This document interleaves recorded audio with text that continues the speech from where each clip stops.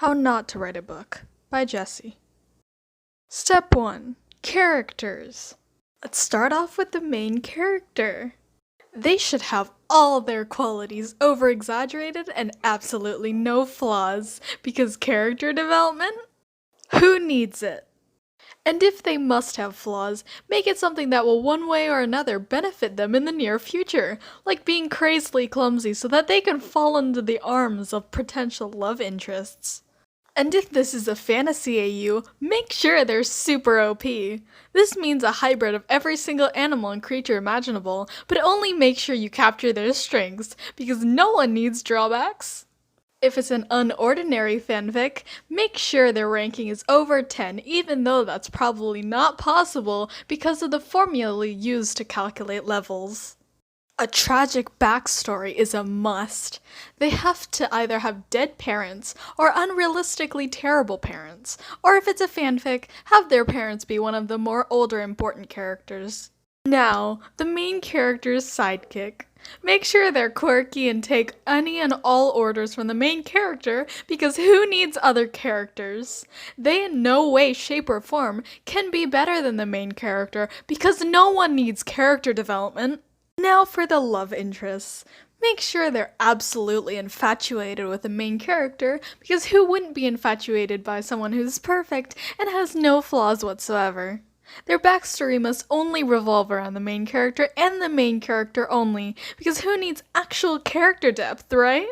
Anyway, background characters. Don't make any, because no one needs an actual lively environment with actual main characters besides the main cast.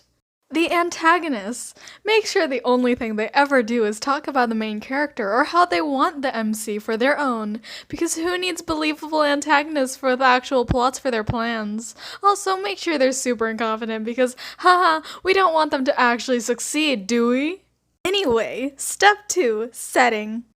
Who needs it? Because no matter where you set it, always have the currency, culture, food, and etc. be American, because why the fuck not? We don't want to do extra work, do we?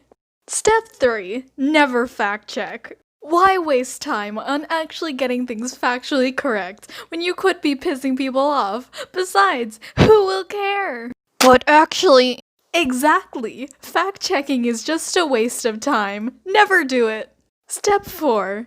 Don't bother with spelling and grammar.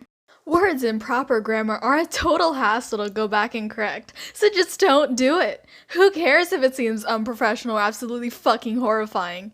And while you're at it, just make every single paragraph into one giant block of text, because here we like to murder people's eyes. And besides, less work for you even though the shift key is literally right there.